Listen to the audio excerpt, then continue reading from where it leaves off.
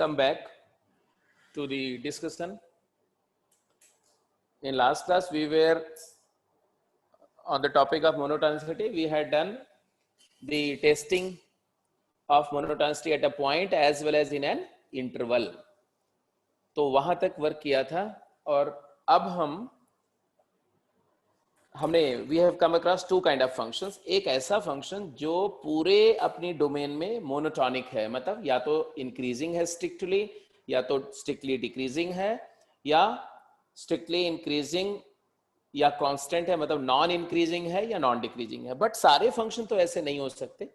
सारे फंक्शन जैसे sine x हो गया, एक्स स्क्वायर हो गया, एक्स क्यूब तो चलो है, बट एक्स फोर हो गया, कॉस एक्स हो गया, तो सर्कुलर फंक्शन हो गया. तो बहुत सारे फंक्शन है. मेजॉरिटी ऑफ फंक्शन आपको ऐसे मिलेंगे जो मोनोटोनिक नहीं है, मतलब अपनी कंप्लीट डोमेन में एक जैसा मोनोटोनिक बिहेवियर शो नहीं करते हैं. ऐसे फंक्शंस के बारे में अब हम डिस्कस करने जा रहे हैं. तो लिखेंगे फॉर नॉन मोनोटोनिक फंक्शन. ये जो टर्म मैंने यूज किया इंटरवल ऑफ मोनोटोनिसिटी, तो ये टर्म बेसिकली कॉइंड है फॉर नॉन मोनोटोनिक फंक्शन. तो लिखेंगे an interval belonging to domain of function, an interval belonging to domain of function in which the function fx remains monotonic is called interval of monotonicity. मतलब किसी function की domain में लाई करने वाला या domain का वो सबसेट जिसमें फंक्शन मोनोटोनिकली बिहेव करता है, मतलब वो चारों में से किसी एक प्रॉपर्टी को शो करता है, स्ट्रिक्टली इंक्रीजिंग या स्ट्रिक्टली डिक्रीजिंग या नॉन इंक्रीजिंग या नॉन डिक्रीजिंग प्रॉपर्टी को शो करता है, तो उस इंटरवल को हम इंटरवल ऑफ मोनोटोनिसिटी बोलते हैं.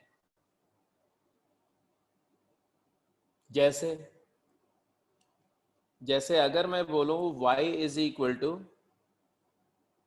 X square minus 3x plus 2, तो हमने देखा कि dy बाई डी एक्स क्या है, 2x माइनस 3.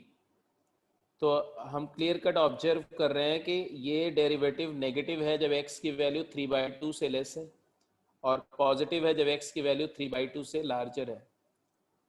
वैसे इसको विदाउट डेरिवेटिव भी हम नोन करवे तो जानते हैं कि x minus 1 into x minus 2 है, एक अपवर्ड पैराबोला है जिसका वर्टेक्स 3/2,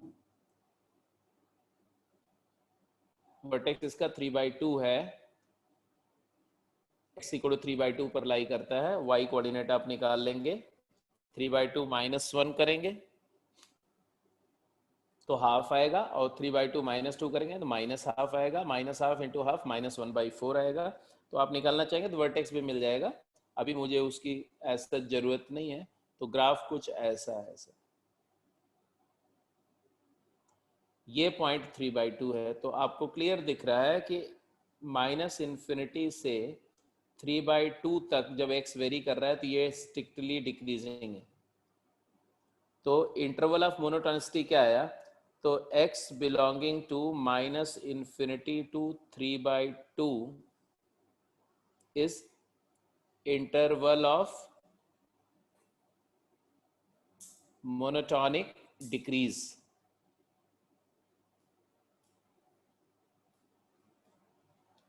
और क्या दिख रहा है, 3/2 से इन्फिनिटी अगर लो, 3/2 को ओपन भी रख सकते हो, क्लोज भी. This can be called as interval of monotonic increase, क्योंकि ये दोनों इंटरवल में आप कॉरेस्पॉन्डिंग डेफिनेशन को वेरीफाई कर सकते हो. सॉरी, इंक्रीज है.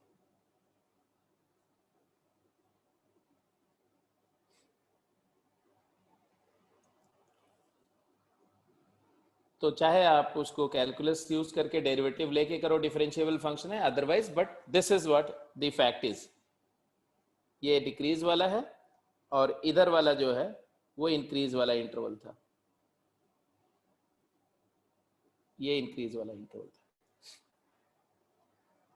तो पूरा डोमेन है ऑल रियल सेट. बट उस डोमेन के दो सबसेट हो गए. In one subset function is monotonic, in other subset also function is monotonic, but in whole domain the entire domain function is not monotonic. तो एक non monotonic function के लिए दो ऐसे सबसेट ऑफ इंटरवल या दो से ज्यादा भी हो सकते हैं जिन इंटरवल्स में फंक्शन स्ट्रिक्टली इंक्रीजिंग या स्ट्रिक्टली डिक्रीजिंग या नॉन इंक्रीजिंग या नॉन डिक्रीजिंग, ये चारों में से कोई एक बिहेवियर को कंप्लीटली शो करता है, तो उस इंटरवल को हम बोलते हैं इंटरवल ऑफ मोनोटोनिसिटी. तो I hope it's very simple, इसमें कोई बड़ी बात नहीं है. अब आ जाते हैं, जैसे y equal to x square है, तो y equal to x square के लिए इंटरवल ऑफ मोनोटोनिसिटी क्या हुआ? y equal to x square के लिए इंटरवल ऑफ मोनोटोनिसिटी क्या हुआ?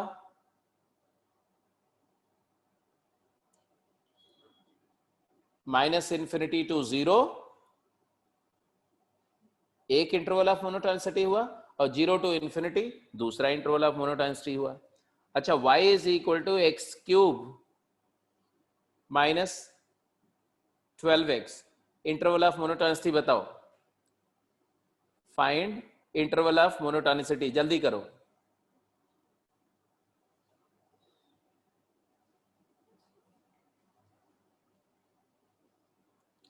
तो आपने y प्राइम लिया, फटाफट बोलो जल्दी से, वर्बली भी बता सकते हो. 3x square minus 12x, 12, 3 common लिया,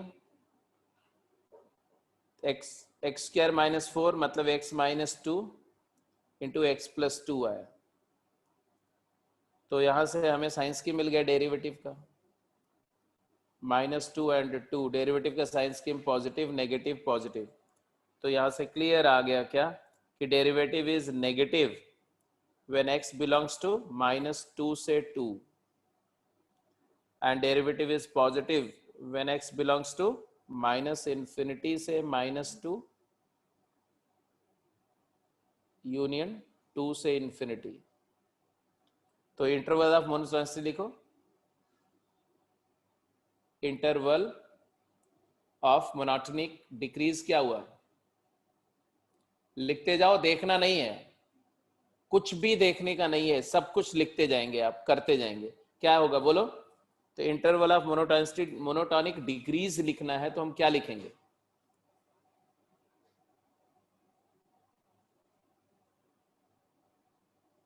-2 to 2. अब हम ओपन भी लिख सकते हैं और क्लोज भी लिख सकते हैं, दोनों के लिए बात होल्ड करेगी. और इंटरवल ऑफ मोनोटोनिक इंक्रीज लिखना है तो क्या लिखेंगे? इंटरवल ऑफ मोनोटोनिक इंक्रीज क्या लिखेंगे?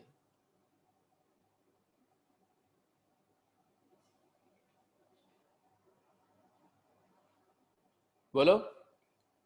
तो -इन्फिनिटी टू -2, ओपन या क्लोज आपकी चॉइस है,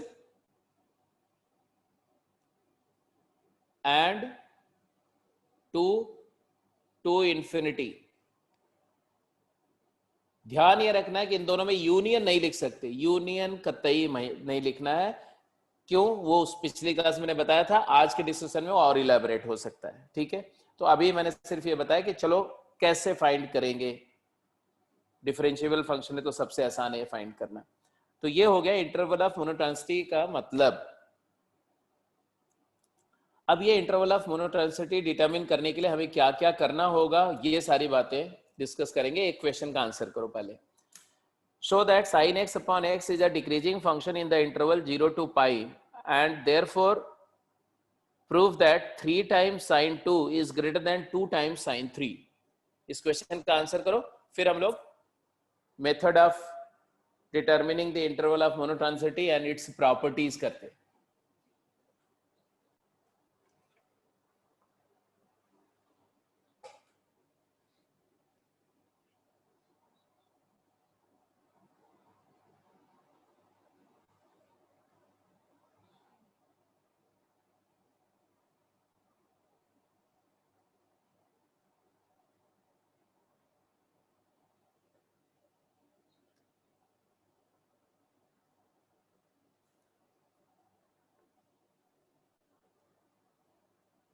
0 से पाई इंटरवल में sin x by x well defined है.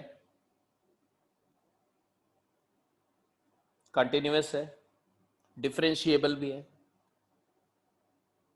तो डेरिवेटिव मेथड से जाएंगे।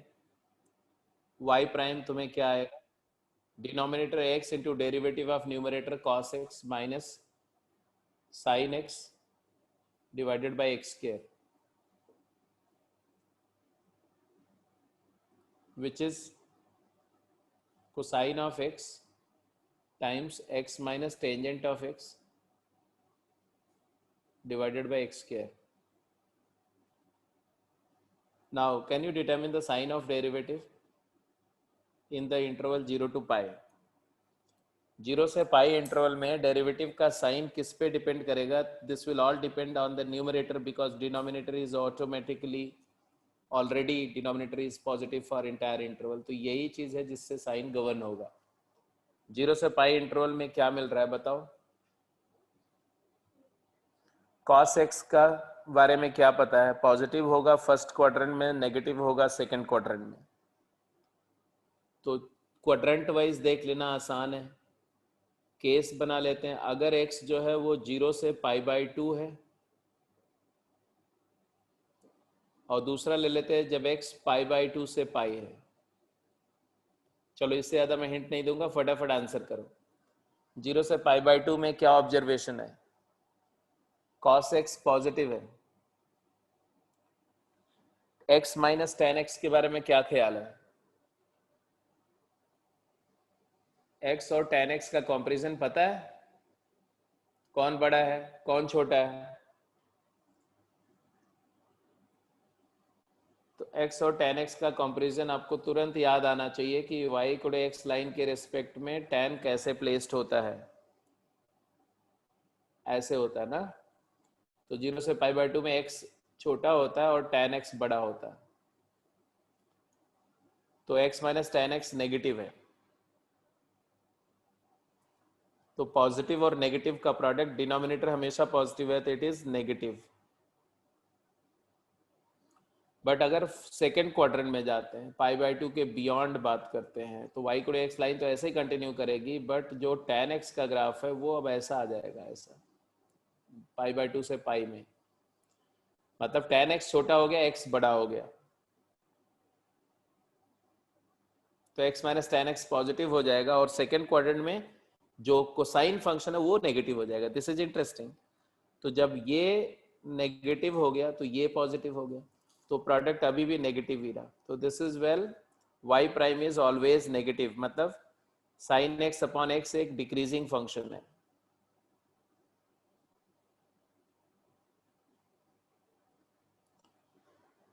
तो मोनो इंटरवल ऑफ मोनोटोनिसिटी क्या है? तो पूरा interval he interval of monotonicity, monotonically decreasing. अब डिक्रीजिंग फंक्शन है तो बात सिंपल है कि 2 और 3, बिकॉज 2 भी इसी इंटरवल में, 3 भी इसी इंटरवल में, 2 लेस देन 3, और ये दोनों नंबर्स पाई और 0 के बीच लाई करती है।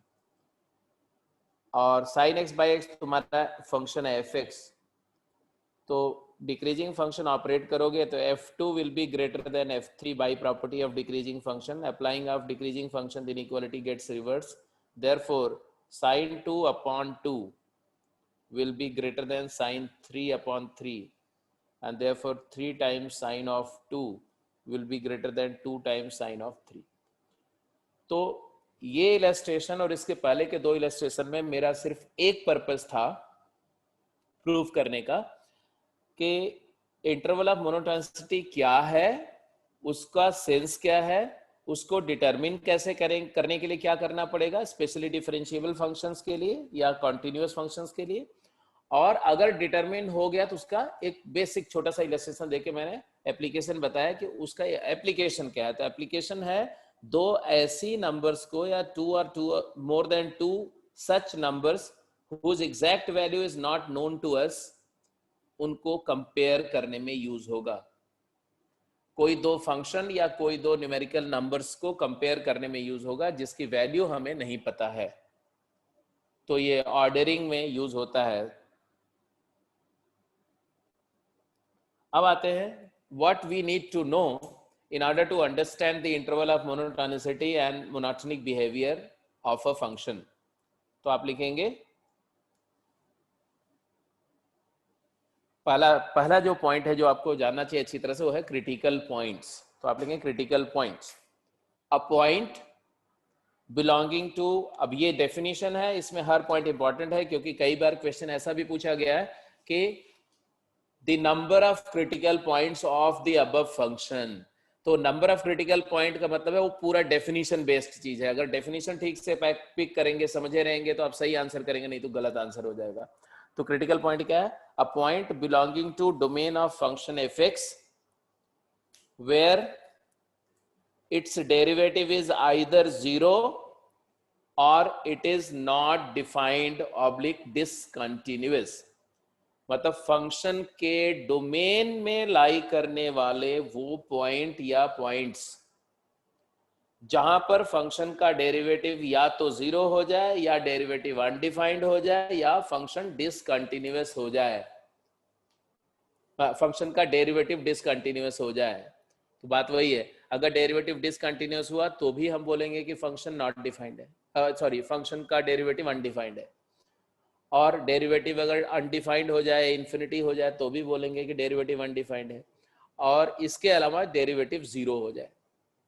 लेकिन ये सारी बात फंक्शन के डोमेन में होनी चाहिए. मतलब वो पॉइंट, वो कंसर्न्ड पॉइंट जो है वो फंक्शन के डोमेन में होना चाहिए. अगर वो डोमेन में नहीं है तो in spite that derivative at that point is not defined या 0 तो होगा नहीं, डोमेन में नहीं तो डेरिवेटिव 0 कैसे होगा. बट डेरिवेटिव अगर उस समय नहीं डिफाइंड है तो भी हम बोलेंगे, तभी भी हम उसको क्रिटिकल पॉइंट नहीं बोल सकते. ठीक है, तो वो पॉइंट डोमेन में होना चाहिए. और डेरिवेटिव की बात करते समय आपको अच्छी तरह से पता है कि वो पॉइंट यूज होता है ना. डेरिवेटिव की बात करते हैं तो क्या होता है, F of A plus H minus F A by H. तो एफ ए यूज होगा. तो अगर वो पॉइंट पर फंक्शन की वैल्यू डिफाइंड नहीं है तो हम डेरिवेटिव की बात नहीं कर सकते. तो ये तो क्रिटिकल पॉइंट की डेफिनेशन हो गई. अब इसमें दो बातें हैं. डेरिवेटिव 0 हुआ तो उसको, उस क्रिटिकल पॉइंट को हम स्टेशनरी पॉइंट बोलते हैं. तो लिख दो, if derivative is 0 then such critical point is known as stationary point. तो दूसरे वाले क्रिटिकल पॉइंट कौन से हुए? जहां पर डेरिवेटिव या तो डिसकंटिन्यूअस है या अनडिफाइंड है, तो उनको हम अदर क्रिटिकल पॉइंट बोलते हैं. The other critical points, मतलब the point where derivative is undefined are known as other critical point. जो स्टेशनरी पॉइंट्स हैं, मतलब वो पॉइंट जहां पर डेरिवेटिव 0 है, वो एफ डैश एक्स का डेरिवेटिव फंक्शन के ग्राफ का वाई इंटरसेप्ट हो गया, क्योंकि डेरिवेटिव 0 कर रहे हैं, मतलब आउटपुट 0 कर रहे हैं, सॉरी एक्स इंटरसेप्ट हुआ. तो डेरिवेटिव फंक्शन अगर आप प्लॉट करो और डेरिवेटिव फंक्शन एक्स एक्सिस को कहां कहां कट करेगा, जैसे ऐसे समझो, मान लो ये फंक्शन है,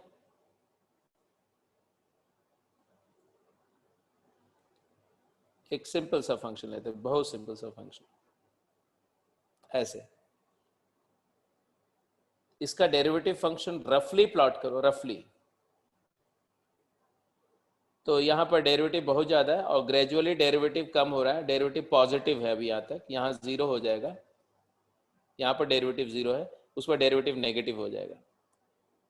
तो डेरिवेटिव एक्चुअली जो है बड़ी वैल्यू से डेरिवेटिव छोटी वैल्यू की तरफ जा रहा है, स्लोप कम हो रही है. तो डेरिवेटिव फंक्शन इसका जो है वो ऐसा आएगा ना, ऐसा. और इस पॉइंट पर डेरिवेटिव फंक्शन 0 हो जाएगा क्योंकि यहाँ पर स्लोप 0 है, टेंजेंट लाइन हॉरिजॉन्टल है. इसके बाद डेरिवेटिव फंक्शन क्या हो गया, तो डेरिवेटिव अब डिक्रीज कर रहा है फंक्शन, तो डेरिवेटिव नेगेटिव हो गया, मतलब डेरिवेटिव फंक्शन अब नीचे जाएगा ऐसे. तो जो मैंने ब्लैक कलर से ग्राफ ड्रॉ किया, ये तो y को एफ एक्स है,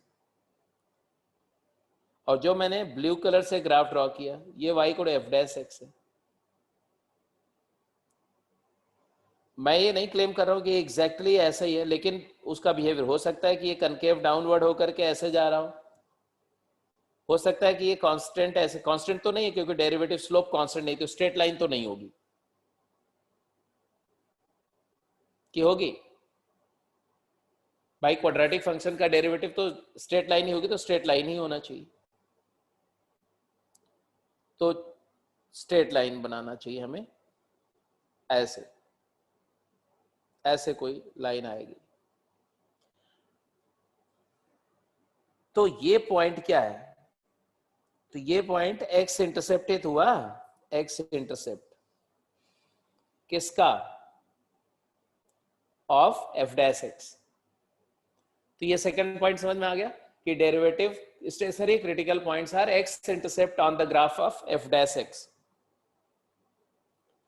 तीसरा पॉइंट, if x equal to a is a critical point of fx, then it is also a critical point of fx plus k। मतलब किसी फंक्शन में कुछ कांस्टेंट ऐड करने पर क्रिटिकल पॉइंट चेंज नहीं होता है। क्यों? क्योंकि fx का डेरिवेटिव और fx प्लस कांस्टेंट का डेरिवेटिव फंक्शन सेम होता है। तो जब फंक्शन ही सेम है तो उसका जो रूट है वो भी सेम होगा। तो critical point of the function does not change by adding some constant या subtracting some constant of function। अच्छा, मल्टीप्लाई करने पर चेंज होगा क्या? अगर किसी फंक्शन में कुछ कांस्टेंट मल्टीप्लाई या डिवाइड करो तो भी क्रिटिकल पॉइंट चेंज नहीं होगा। तो ये भी आप लिख सकते हो कि एफ एक्स प्लस के और एफ एक्स इंटू के लिए भी ये बात वैलिड है, के एफ एक्स के लिए भी वैलिड है, प्रोवाइडेड के नॉन जीरो कांस्टेंट हो। यहां पर दूसरे वाले केस में k is not equal to zero and finite.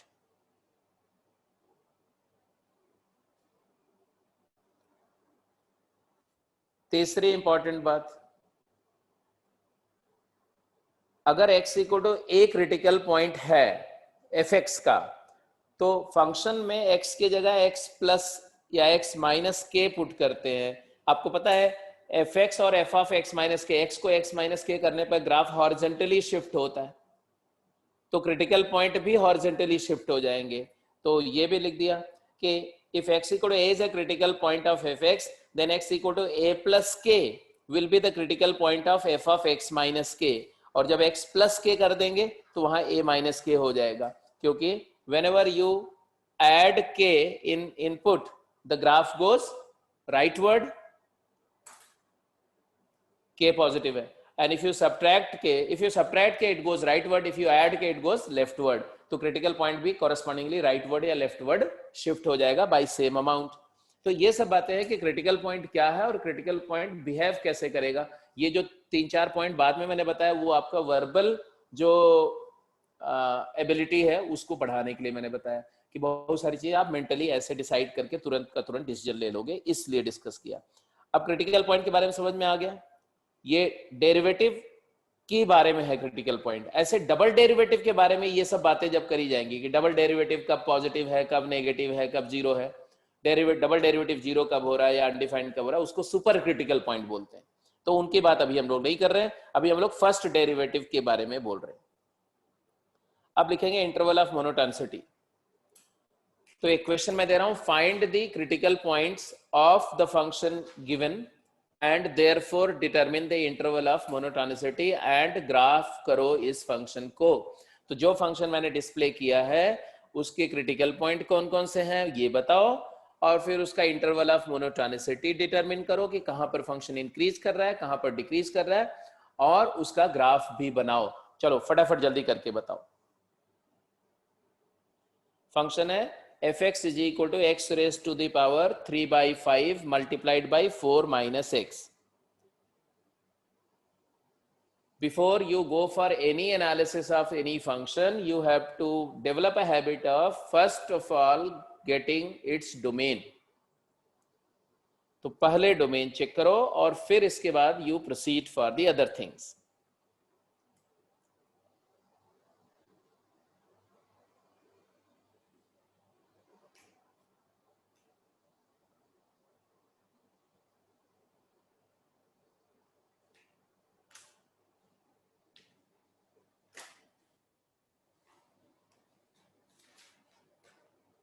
रिया बेटा तुम्हारा क्या क्वेश्चन था? Number of critical point will change.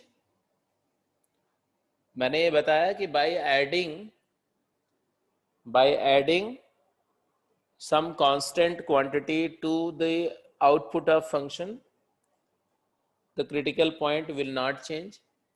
By multiplying by a constant factor, non-zero finite constant factor, the critical point will not change. Function को multiply करने की बात नहीं हो रही है। अगर आप एक फंक्शन को किसी दूसरे फंक्शन से मल्टीप्लाई करेंगे तब तो क्रिटिकल पॉइंट चेंज हो ही जाएंगे। और फिर बताया गया कि अगर आप किसी फंक्शन में इनपुट के साथ कुछ ऐड, सब्ट्रैक्ट या मल्टीप्लाई करते हो तो क्रिटिकल पॉइंट चेंज हो सकते हैं। इनपुट के साथ x की जगह x प्लस के करोगे तो क्रिटिकल पॉइंट चेंज हो जाएंगे, x की जगह x माइनस के करोगे तो भी क्रिटिकल पॉइंट चेंज होंगे, शिफ्ट हो जाएंगे हॉरिजॉन्टली। और अगर x की जगह kx कर दोगे तो भी बिकॉज हॉरिजॉन्टल कॉम्प्रेशन या स्ट्रेचिंग होने की वजह से क्रिटिकल पॉइंट की लोकेशंस चेंज हो जाएंगी।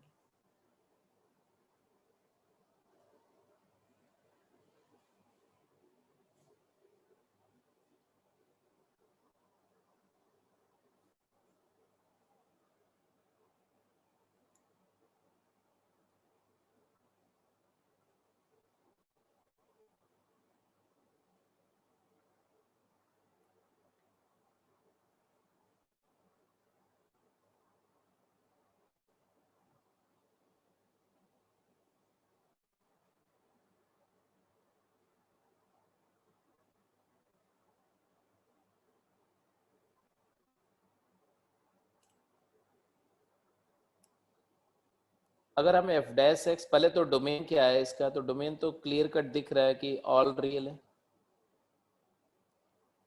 तो डोमेन वाला लफड़ा खत्म हुआ। डेरिवेटिव निकाला एफ डैश एक्स की वैल्यू क्या है, तो इसको हम अलग अलग करते हैं, दो पार्ट करते हैं तो भी, और प्रोडक्ट रूल से करें तो भी आंसर आ जाएगा। अगर मैं अलग करता हूँ तो 4 टाइम्स एक्स की पावर 3/5 का डेरिवेटिव क्या आएगा, 3/5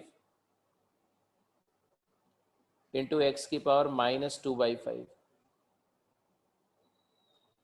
और माइनस एक्स की पावर 3/5 इंटू एक्स किया तो एक्स की पावर 8/5 हो गया।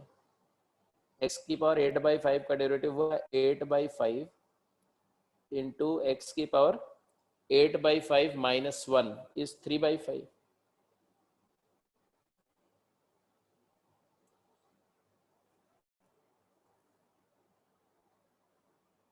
अब इसके बाद अगर देखो तो एलसीएम लो तो 5x की पावर 2/5 एलसीएम है। न्यूमरेटर में क्या आएगा, ये x की पावर -2/5 को डिनोमिनेटर में ले गए तो ये 12 आया, माइनस यहाँ पर 8 टाइम्स क्या आएगा, x की पावर 3/5 और x की पावर 2/5 मल्टीप्लाई करके x आ जाएगा। तो फंडामेंटली 4x, 4 कॉमन ले लो अगर, आया 3 - 2x अपॉन x की पावर 2/5। अब मैं क्रिटिकल पॉइंट की बात कर रहा हूं। What a critical point, where the derivative is 0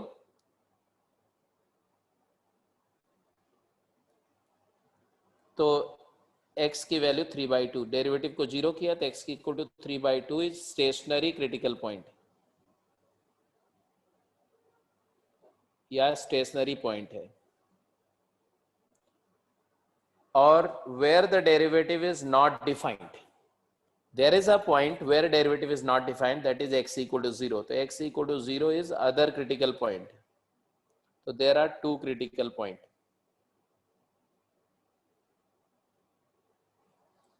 तो I have got two critical points। तो क्वेश्चन जो बोला गया तो वो बात तो हो गई, बट इसके अलावा भी बहुत सारी बातें मैंने आपसे बोली। क्या क्रिटिकल पॉइंट समझ में आ जाने के बाद एक बात और क्लियर हो गई कि डेरिवेटिव जो है, डिनोमिनेटर जो है ये हमेशा पॉजिटिव होगा, ऑलवेज पॉजिटिव। क्यों? क्योंकि x का स्क्वायर करेंगे तो पॉजिटिव आएगा, और पॉजिटिव नंबर का ऑड रूट भी पॉजिटिव होता है, तो डिनोमिनेटर का साइन तो चेंज होगा, डिनोमिनेटर का साइन अगर नहीं चेंज होगा तो न्यूमरेटर का साइन से ही डेरिवेटिव का साइन गवर्न होगा। तो हमें यहां से डेरिवेटिव का साइन स्कीम भी बड़ा सिंपल दिख रहा है। अगर x की वैल्यू 3/2 से छोटी है तो ये पॉजिटिव होगा, क्योंकि x इज लेस देन 3/2 है, तो मतलब 2x 3 से छोटा है, तो 3 माइनस 3 से छोटा पॉजिटिव है। अगर x की वैल्यू 3/2 से बड़ी है बेटा, तो 2x की वैल्यू 3 से बड़ी है, तो 3 में से 3 से बड़ा सब्ट्रैक्ट करेंगे तो नेगेटिव आएगा। तो डेरिवेटिव के साइन स्कीम भी उतनी आसानी से दिख गई। तो इंटरवल ऑफ मोनोटोनिसिटी भी डिसाइड हो गया कि नहीं? क्या fx increases when x belongs to minus infinity to 3/2 and fx decreases when x belongs to 3/2 to infinity। तो ये इंटरवल देखेंगे, अगर राइट वाला इंटरवल देखेंगे तो उसमें डिक्रीजिंग बिहेवियर शो कर रहा है, लेफ्ट वाला इंटरवल देखेंगे तो इंक्रीजिंग बिहेवियर शो कर रहा है। बट अगर 3/2 पॉइंट पर मोनोटोनिसिटी की बात होगी, बट इंटरेस्टिंग है कि at x equal to 3/2, because 3/2 के दोनों साइड पर डोमेन है, तो वो ना तो इंक्रीजिंग बोला जाएगा ना तो डिक्रीजिंग। मैंने बोला था कि मोनोटोनिसिटी एट अ पॉइंट की कहानी अलग है और मोनोटोनिसिटी इन एन इंटरवल की कहानी अलग है। You have to be very very specific to the definitions. तो दोनों इंटरवल ऑफ मोनोटोनिसिटी में 3/2 को क्लोज किया जा सकता है। This is one thing you should always keep in your mind very clearly. And second, although in monotonic increase, interval of monotonic increase 3/2 is included, in the interval of monotonic decrease also 3/2 is included, but when we talk of monotonicity at exact 3/2 point, then function will remain non monotonic at that point। ठीक है, अब आते हैं go for the graph. Graph के लिए अगर आप चाहो तो सेकेंड डेरिवेटिव भी देख लो।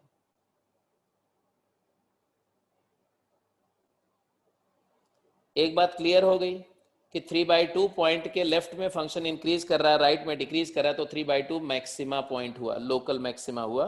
अकेला है इसलिए ग्लोबल मैक्सिमा भी होगा। तो मान लो ये 1 है और ये 2 है, तो 3/2 यहाँ कहीं है। 3/2 पर फंक्शन की वैल्यू अप्रोक्सीमेटली क्या होगी, तो कुछ होगी, वी आर नॉट कंसर्न, अभी हम निकालने में नहीं जा रहे। मान लो ऐसा कुछ है, पॉजिटिव होगी, ये तो पक्का है। 0 पर फंक्शन की वैल्यू 0 है, सबको पता है। 0 पर फंक्शन का स्लोप इन्फिनाइट है, चेक करके देख लो। डेरिवेटिव में x को 0 पुट करो तो प्लस इन्फिनिटी आता है, मतलब टेंजेंट लाइन हॉरिजॉन्टली आपकी तरफ होगी, और इसका जो ग्राफ होगा वो ऐसा होगा, फंक्शन का ग्राफ ऐसा होगा, यहाँ पर ऐसे आपकी तरफ जाएगा, यहाँ मैक्स वैल्यू टेकअप करेगा, और इसके बाद ये फंक्शन की डाउन की तरफ जाएगा, ऐसे ऐसे ऐसा ग्राफ होगा। सेकेंड डेरिवेटिव से ये बात और क्लियर हो जाएगी। अगर आप सेकेंड डेरिवेटिव लिखना चाहते हो तो इसी स्टेप पर फिर से डिफरेंशिएट कर दोगे, f डबल डैश x निकाल करके, और उसको लिखोगे तो क्या आएगा, ये 12/5 इंटू -2/5 x की पावर -7/5 और -8/5 इंटू 3/5 x की पावर -2/5। x की पावर जो 3/5 था, x की पावर ये वाला ना 3/5, तो x की पावर 3/5 में का डेरिवेटिव करेंगे तो आ जाएगा 3/5, x की पावर 3/5 -1, तो -2/5। अब इसको सिंप्लीफाई करके आपको मिल जाएगा क्रिटिकल पॉइंट। तो एक तो x इक्वल टू 0 ही मिलेगा, चेक करना। तो ये यही critical point, sorry double derivative का इन्फ्लेक्शन पॉइंट एक यहाँ आ जाएगा, तो यहाँ पर कनकेव डाउनवर्ड होगा ये पूरा पोर्शन में, और यहाँ पर कनकेव अपवर्ड है, तो दिख ही रहा है ऐसा। तो रफली ग्राफ आ जाएगा। यहीं से मतलब रेंज वेंज भी डिसाइड हो जाएगी। अरे मैक्सिमम वैल्यू निकालोगे तो मैक्स वैल्यू रेंज हो जाएगी, तो माइनस इन्फिनिटी से दिस रेंज हो जाएगी। तो चलो वो सब बात अलग है, हमें उसकी जरूरत नहीं थी, आगे चलते हैं। क्रिटिकल पॉइंट का बात समझ में आ गया। अब आते हैं इंटरवल ऑफ मोनोटोनिसिटी पे। To find interval of monotonicity of any function, because ये चीज मैं पहले फंक्शन में करा चुका हूँ ग्राफ कर्व ट्रेसिंग में, इसलिए अभी मैं एक एग्जांपल लेके स्ट्रेट अवे रिकॉल करूंगा, सब कुछ पहले से किया हुआ है। तो आप लिख दो, given a function f x is equal to x square times e raise to the power minus x. ठीक है, तो एक स्पेसिफिक एक जनरल फंक्शन ऐसे ले लिया, x square into e to the power minus x, और इसका हमें इंटरवल ऑफ मोनोटोनिसिटी चाहिए। आता तो सबको सब कुछ है, बट फॉर्मली सारे स्टेप में लिख रहा हूं। पहला स्टेप क्या होगा, find the domain and derivative of function. Find the domain and derivative of function, तो करते जाओ इसी फंक्शन पे, ये सारे स्टेप करते जाएंगे। तो प्रोडक्ट रूल लगाएंगे, x square into e raise to the power minus x का डेरिवेटिव माइनस ई की पावर माइनस एक्स, तो minus x square e raise to the power minus x into 2x into e to the power minus x. तो आ जाएगा f dash x is 2x times 2x minus x square times e की power minus x, और इसको further factorise कर लेंगे तो e to the power minus x into x into 2 minus x ऐसा हो जाएगा। जहां पर आपको आपका मिसमैच हो आप तुरंत बोल सकते हैं, आप बता सकते हैं। अब दूसरा स्टेप है determine the critical points. When I say critical points, I mean to say that determine the point where either derivative is 0 or derivative becomes undefined. So fortunately, this expression is never undefined. Polynomial और exponential का product है, exponential का domain भी all real होता है, polynomial का भी all real होता है, तो ये अनडिफाइंड वाली बात होगी नहीं। तो क्रिटिकल पॉइंट में अदर क्रिटिकल पॉइंट तो यहाँ है नहीं, तो यहाँ पर सिर्फ स्टेशनरी क्रिटिकल पॉइंट्स ही हैं। वो क्या है, 0 and 2 दिख रहा है सबको। x equal to 0 and x equal to 2 are the critical point, क्योंकि एक्सपोनेंशियल फंक्शन तो कभी 0 होगा नहीं। तीसरा step, locate these critical points on real number line within the domain. Obvious सी बात है कि हम विद इन द डोमेन ही क्रिटिकल पॉइंट की बात कर रहे हैं, तो जो डोमेन के बाहर है वो तो क्रिटिकल पॉइंट है नहीं। ऑल्दो अगर कोई पॉइंट डोमेन में नहीं है, मेरी बात सुनो, अगर वो कोई पॉइंट डोमेन में नहीं है बट उस पॉइंट के अक्रॉस डेरिवेटिव में चेंज हो रहा है, डेरिवेटिव का साइन वेरी कर रहा है, तो बेटा उसको भी हम लिखने की बात करें, चाहे वो क्रिटिकल पॉइंट बोला जाए या ना बोला जाए। बट इंटरवल ऑफ मोनोटोनिसिटी में वो पॉइंट्स भी कंसीडर करेंगे, मतलब हर वो पॉइंट कंसीडर करेंगे जहां पर डेरिवेटिव का साइन चेंज हो रहा हो। अब वो क्रिटिकल पॉइंट का जब आंसर होगा तो उसमें वो पॉइंट नहीं आएगा, अगर वो डोमेन में नहीं है तो उसको क्रिटिकल पॉइंट जैसा नहीं बोलेंगे, बट एनालिसिस में उसको लेंगे।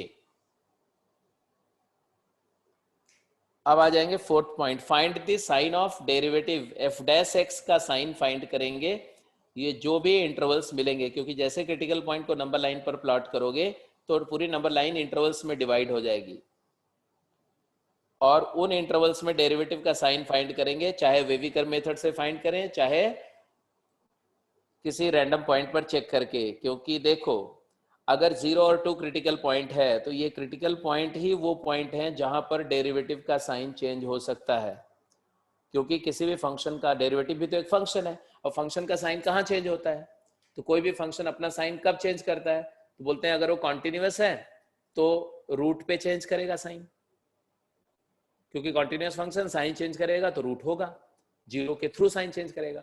और अगर डिसकंटिन्यूअस है तो जंप करके भी साइन चेंज कर सकता है, तो जहां पर डेरिवेटिव जंप हो रहा है वो भी क्रिटिकल पॉइंट है, और जहां पर डेरिवेटिव 0 है वो भी क्रिटिकल पॉइंट है। तो दो क्रिटिकल पॉइंट के बीच में साइन चेंज नहीं होगा, मतलब दो कंसेक्यूटिव क्रिटिकल पॉइंट के इंटरमीडिएट पॉइंट पे डेरिवेटिव का साइन चेंज नहीं होगा। तो अगर एक क्रिटिकल पॉइंट अल्फा है एक बीटा है, दोनों कंसेक्यूटिव हैं, तो इनके बीच में डेरिवेटिव का साइन यूनिफॉर्म रहेगा। तो इसका एडवांटेज ये है कि 0 और 2 के बीच में डेरिवेटिव का साइन क्या है, इस 0 और 2 के बीच में किसी भी रैंडम पॉइंट पर डेरिवेटिव का साइन निकाल लो, जो साइन है वही कंटिन्यूअसली पूरे इंटरवल पे स्प्रेड हो जाएगा। जैसे 0 और 2 के बीच में 1 आता है तो 1 पे डेरिवेटिव देख लो, 1 पे देखो क्या आएगा यहाँ पर, तो 1 पर आएगा 1 इंटू -1, तो नेगेटिव। सॉरी 1 पर आ गया, 1 in positive into positive positive, तो पूरे इंटरवल में पॉजिटिव आ गया। अब 2 के बियॉन्ड क्या होगा, तो 3 पे देख लो, 3 इंटू -1 नेगेटिव, तो पूरे इंटरवल में नेगेटिव आ गया। 0 के लेफ्ट में -1 पे देख लो, तो -1 इंटू पॉजिटिव, तो नेगेटिव आ गया। तो ऐसे किसी एक पॉइंट पर भी चेक कर सकते हैं, बट मैं हमेशा प्रेफर करता हूँ कि जो आपको वेविकर मेथड पता है, कंटिन्यूअस फंक्शन हो, तो जहां पर लगा सको वेविकर मेथड लगाओ, नहीं तो आप रैंडम पॉइंट पे चेक कर लो। यहां तक बात समझ में आ गई। स्टेप 3 में क्या रिपीट करना है, रिया बोलो। रिया डाउट क्या है बेटा? स्टेप 3 में मैंने बोला locate these critical point are number line within the domain.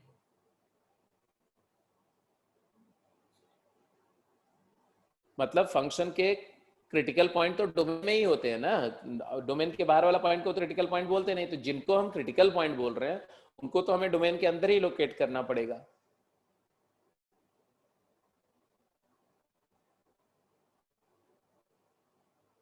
मैंने ये बोला कि अगर कोई पॉइंट डोमेन में नहीं है, जैसे कि sine x by x, sine x upon x function में एक्स इक्वल टू 0 डोमेन में नहीं है, बट एक्स इक्वल टू 0 पर sine x by x function का मोनोटोनिसिटी चेंज होता है। साइन एक्स बाई एक्स का जब ग्राफ करोगे, इवन फंक्शन है, तो लेफ्ट में वो इंक्रीज करते हुए आता है और उसके बाद डिक्रीज करने लगता है। तो although x equal to 0 critical point तो नहीं है, क्योंकि उस डोमेन में ही नहीं है। तो जब क्रिटिकल पॉइंट का नंबर काउंट करना पड़ेगा, क्रिटिकल पॉइंट की बात होगी, तो एक्स इक्वल टू 0 उसमें कंसीडर नहीं होगा। लेकिन जब मोनोटोनिसिटी टेस्ट कर रहे होंगे, तो बिकॉज 0 पर डेरिवेटिव का साइन चेंज हो रहा है, तो हमें 0 पर भी 0 को भी कंसीडर तो करना पड़ेगा ना। अभी बात क्लियर हुई कि नहीं? बस इतना ही ध्यान रखना है। तो हम उस हर एक उस पॉइंट को कंसीडर करेंगे जहां पर डेरिवेटिव का साइन चेंज हो रहा है, और क्रिटिकल पॉइंट को कंसीडर करना उसी में से एक पॉइंट, एक स्टेप है। अब find the sign of derivative. F dash x positive कहाँ आया? तो दिख रहा है 0 से 2 में एफ डैश एक्स पॉजिटिव आया, तो ये 0 से 2 जो है इंटरवल ऑफ मोनोटोनिक इंक्रीज हो गया। एफ डैश एक्स नेगेटिव कहाँ आया? तो माइनस इन्फिनिटी से 0 यूनियन 2 से इन्फिनिटी, इसमें एफ डेरिवेटिव नेगेटिव आया। तो माइनस इन्फिनिटी से 0 अलग से, एंड 2 से 2 टू इन्फिनिटी सेपरेटली, ये दोनों इंटरवल्स मोनोटोनिक डिक्रीज के इंटरवल बोले जाएंगे। बट रिमेंबर कि यूनियन सिंबल यहां रहेगा। डेरिवेटिव का साइन बताते समय तो यूनियन यूज कर सकते हैं, लेकिन मोनोटोनिसिटी का इंटरवल बोलते समय यूनियन यूज नहीं करेंगे। क्यों नहीं यूज करेंगे? इसलिए नहीं यूज करेंगे क्योंकि अगर हम थोड़ा सा इस फंक्शन को ग्राफ करने की कोशिश करें, तो 0 पर डिक्रीज करके इंक्रीज कर रहा है, 0 पर फंक्शन की वैल्यू 0 है, तो 0 पर ग्राफ ऐसा है, देखो फंक्शन का ऐसा। 2 पर मैक्सिमा है, 2 पर वैल्यू क्या आएगी, तो 4/e², तो कुछ ऐसा है, ऐसा, सॉरी ऐसा होगा। अब मैं एग्जैक्ट ग्राफ नहीं ड्रॉ कर रहा हूँ, एग्जैक्ट फंक्शन भी नहीं ड्रॉ कर रहा हूँ, सिर्फ इतना ड्रॉ कर रहा हूँ कि टेक्निकली जो भी डिसीजन हम लें सब सही हो, दैट्स इट। ओके, अब इस फंक्शन को ध्यान से देखो। इन्फिनिटी पर क्या होगा, तो लिमिट विट तो आप जानते हो। तो इन्फिनिटी पर अगर एक्स इन्फिनिटी पे इसकी लिमिट निकालोगे तो आ जाएगा x² अपॉन e की पावर x की limit, limit x approaches infinity, तो ये 0 आएगा। आप LH रूल लगा करके देख सकते हैं, है ना। तो ये ऐसे जा करके इन्फिनिटी पे मर्ज हो जाएगा इसी x एक्सिस में, ऐसा ग्राफ होगा। अब बड़ा इंटरेस्टिंग बात जो मैं दिखाने जा रहा हूँ उसको देख लो। इंटरेस्टिंग बात ये है कि ये डिक्रीजिंग इंटरवल है और एक ये भी डिक्रीजिंग इंटरवल है, तो अलग अलग। अब मैं 3 इंटरवल का नाम दे रहा हूँ बेटा, तैयार हो ना देखने के लिए। ये इंटरवल को I1 बोल रहा हूँ, और इस इंटरवल को I2 बोल रहा हूँ, और इस इंटरवल को I3 बोल रहा हूँ।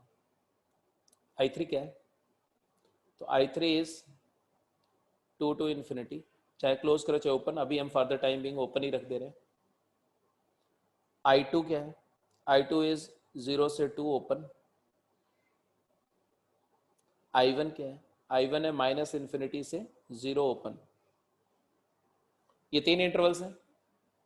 अगर आपसे बोला कि x belongs to I1, then आप बोलेंगे मोनोटोनिकली डिक्रीजिंग।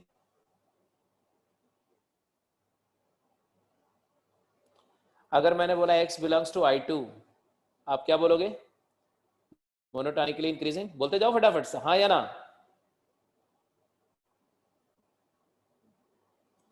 अगर मैंने बोला x बिलोंग्स टू I3, आप क्या बोलोगे? Monotonically decreasing, strictly decreasing.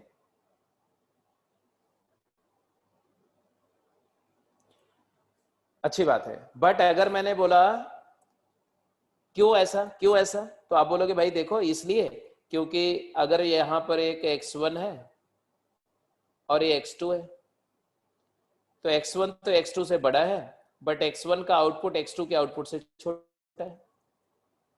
fx2 जो छोटा इनपुट है उसका आउटपुट बड़ा है, इसलिए मोनोटोनिकली क्या है? Monotonically decreasing. Don't confuse by this arrow, monotonically decreasing है। जस्टिफाई हो गया। जस्टिफिकेशन डेरिवेटिव से नहीं दे रहे हैं, जस्टिफिकेशन दे रहे हैं बेसिक डेफिनेशन से, ठीक है। और ये बात हर पेयर ऑफ x1 x2 के लिए ट्रू है जो इस ग्रीन I1 इंटरवल में लाई कर रही है। मैं बोलूंगा ठीक है। जब ये वाला इंटरवल I2 इंटरवल की बात होगी तो आप बोलोगे कि देखो आप यहां पर कोई दो पॉइंट लेते हो, मान लो एक x1 एक x2, यहाँ x1 है x2, x1 x2 बड़ा है, जो बड़ा है उसका आउटपुट भी बड़ा है और जो छोटा है उसका आउटपुट भी छोटा है, तो यहाँ पर फंक्शन को ऑपरेट कर रहे हैं और इनइक्वालिटी चेंज नहीं हो रही है। fx2 will remain less than fx1, तो ये तो इंक्रीजिंग फंक्शन की पहचान है, इसलिए इंक्रीजिंग है, तो ये भी बात I will take it. And similarly जब आप x3 में बात I3 इंटरवल की बात करोगे तो वहां पर भी आप यही आर्गुमेंट पहला वाला प्लेस करोगे कि कोई भी दो पॉइंट ले लो, ये x1 है और ये x2 है, x1 x2 से बड़ा है, बट x2 का आउटपुट और x1 के आउटपुट को कंपेयर करो तो इनइक्वालिटी रिवर्स हो रही है। बोलो x1 का आउटपुट छोटा है और x2 का आउटपुट बड़ा है, तो ये तीनों डिसीजन आपके वेल प्लेस्ड हैं, बिल्कुल ठीक है। लेकिन अब आया तीसरा पॉइंट कि can I say that for x belongs to I1 union I3 fx is decreasing. तो मैं बोलूंगा हाँ बोल सकते हैं, प्रोवाइडेड कि हम ये क्लेम कर सके कि x1 x2 से बड़ा है तो fx1 fx2 से छोटा रहेगा। तो आप क्या ये क्लेम कर सकते हैं? तो बोल रहे हैं कि भाई क्लेम कर भी सकते हो नहीं भी कर सकते हैं, कुछ केसेस में क्लेम होगा कुछ में नहीं होगा। जैसे जैसे देखो ये केस ले लो, इसको और इसको ले लो,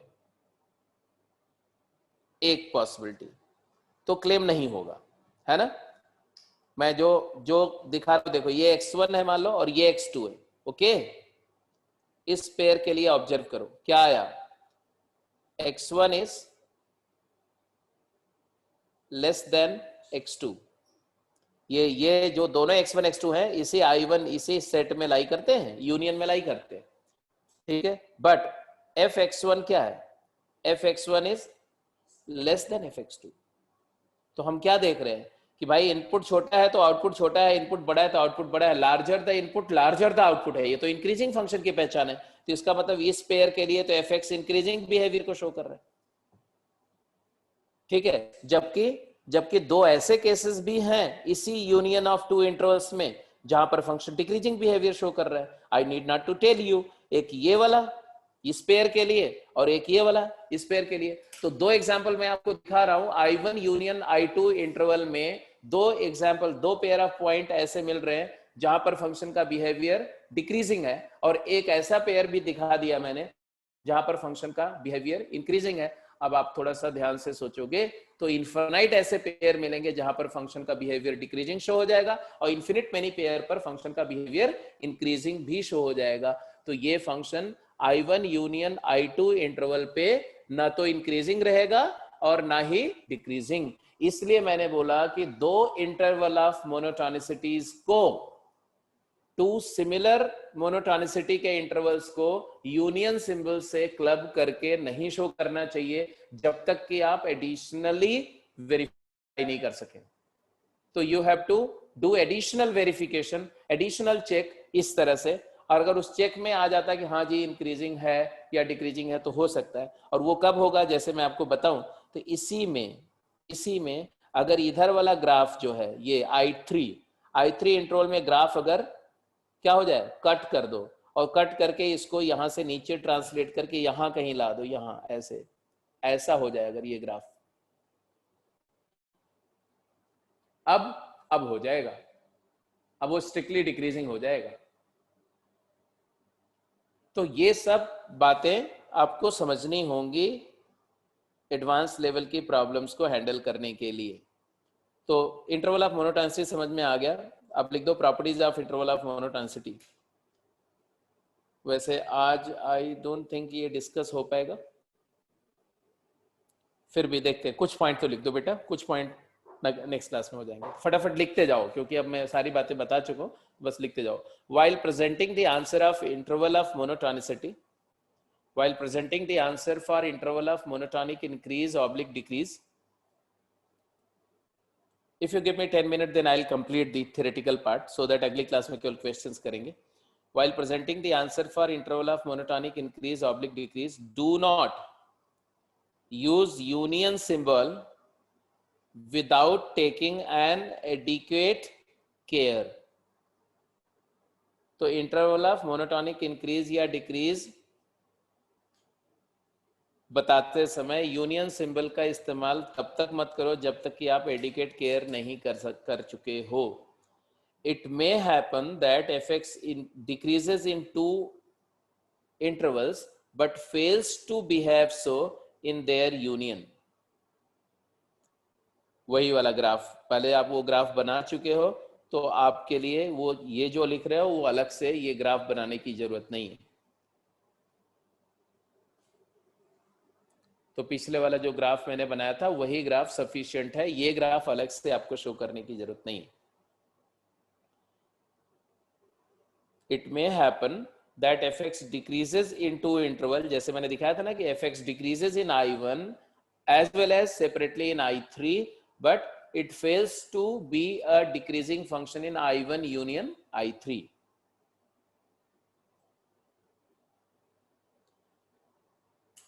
तीसरा point, although when fx is discontinuous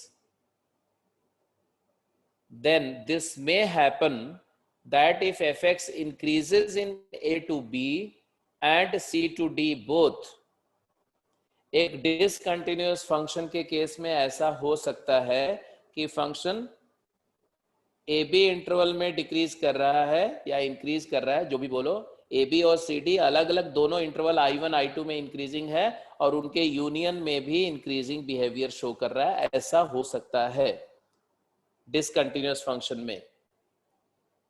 continuous functions के साथ में, कॉन्टिन्यूअस फंक्शन में तो ऐसा नहीं होगा।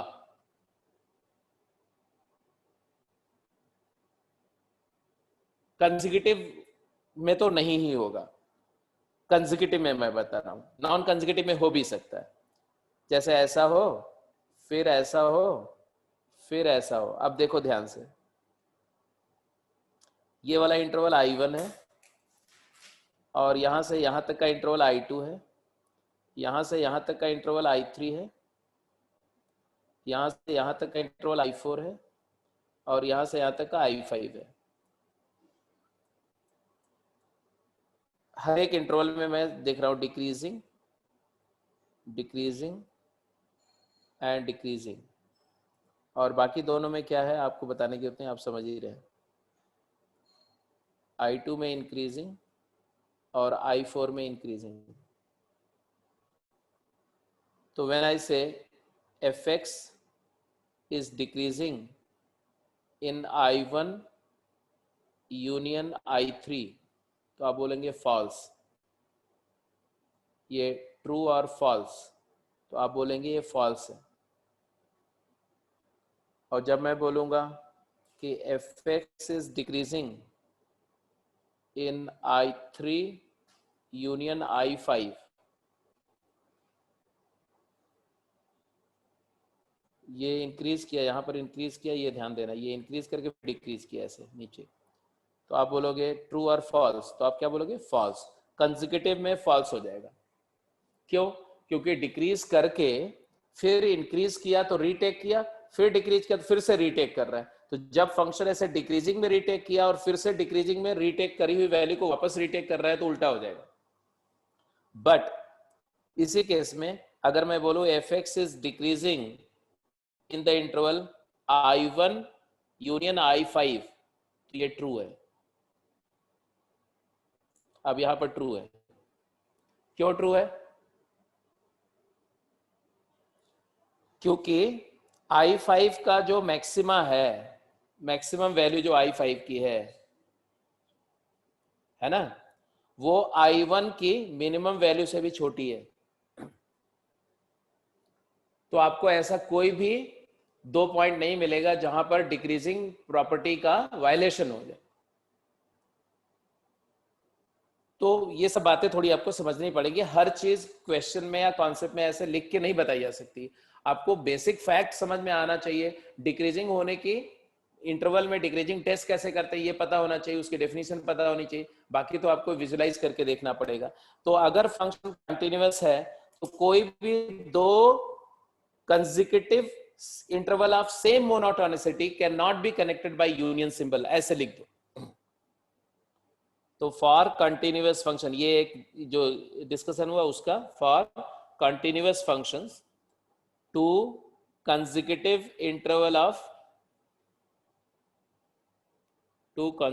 interval of same monotonicity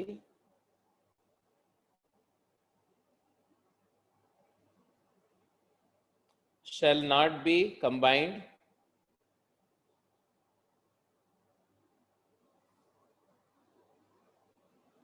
with union symbol।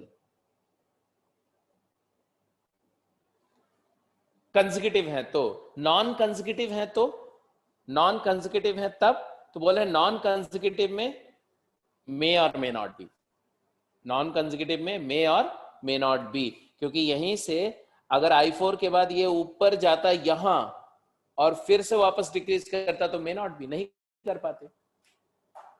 कब कर पाएंगे? जब फर्स्ट का अगर डिक्रीजिंग है तो फर्स्ट का मिनिमम वैल्यू सेकंड के मैक्सिमम वैल्यू से बड़ी हो तो कर पाएंगे। यहाँ फर्स्ट में एफ मिनिमम और सेकंड में एफ मैक्सिमम, तो एफ मिनिमा एफ मैक्सिमा से बड़ा है तो कर पाएंगे। तो ये सब पॉइंट्स हैं कंटिन्यूअस फंक्शन के लिए।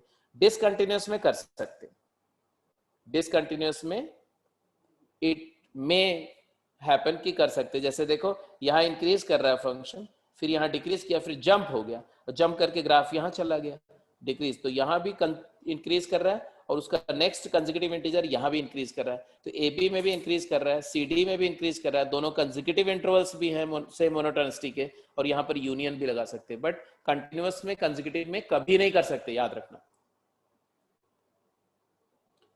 For instance, see the graph of function y equal to fx here.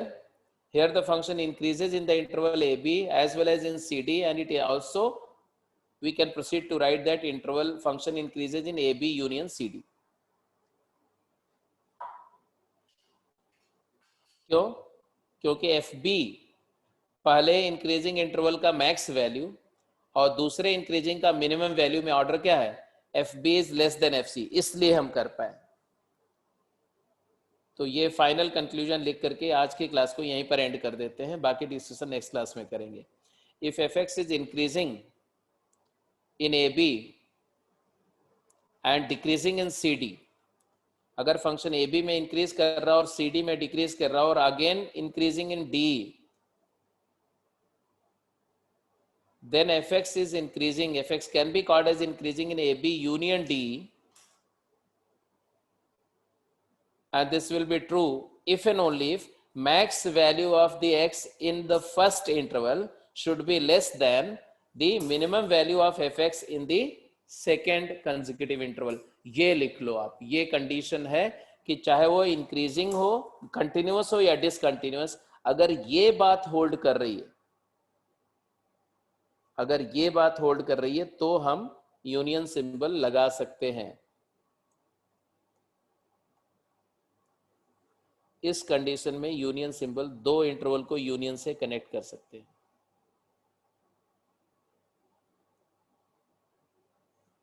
ये इंपॉर्टेंट बात है।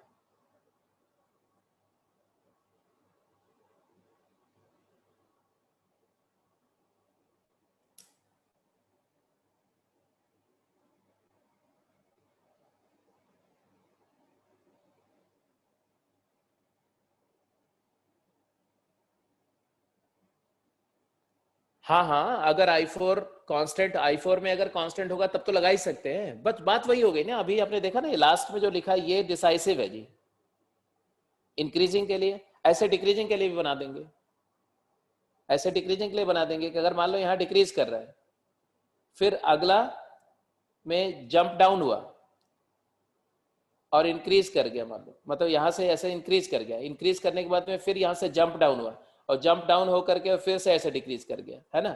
तो ये I1 है और ये I2 है, दोनों में डिक्रीज कर रहा है।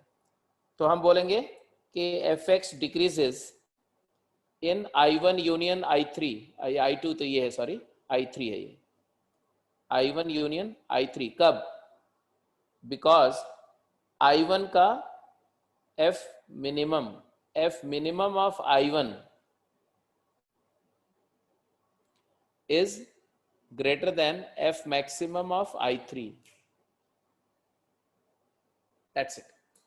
तो जैसे इंक्रीजिंग के लिए उसी तरह से डिक्रीजिंग के लिए भी आप बना सकते हैं कंडीशंस। और ये कंडीशन ऐसा रट्टा लगाने की बात नहीं है, आप खुद ही समझ लेना ना, डायग्राम बना के आपको समझ में आ जाएगा, इसमें कोई बड़ी बात नहीं।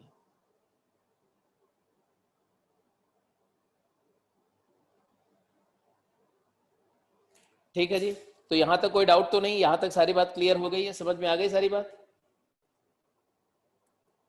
ओके ठीक है, तो अच्छी बात है।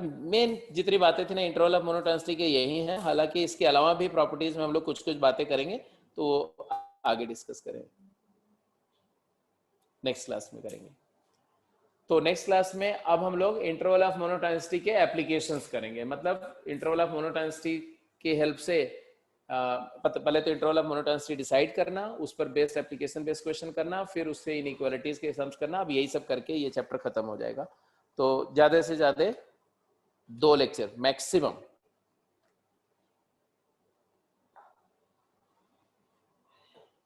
अच्छा, आपके एग्जाम्स तो खत्म हो गए कि अभी चल रहे हैं? Can we resume the same old schedule after Monday?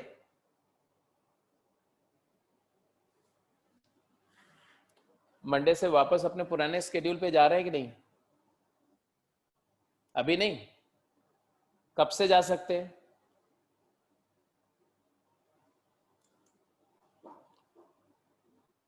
पुराने स्केड्यूल पे जाने के लिए वेडनेसडे से जा सकते हैं। अरे यार, 8 अक्टूबर को खत्म, मतलब एग्जाम चल रहा है कि कुछ, मतलब रबर बैंड जैसा खींचते जा रहे हो तुम लोग? 8 अक्टूबर को खत्म होगा? किस चीज का पेपर है भाई 8 अक्टूबर को?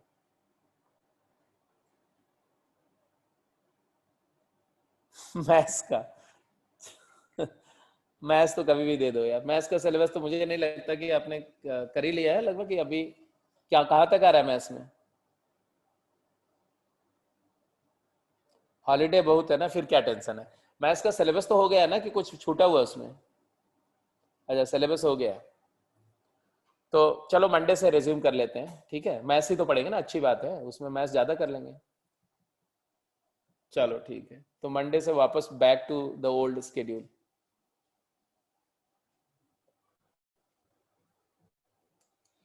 ओके जी, ओके बेटा, टेक केयर।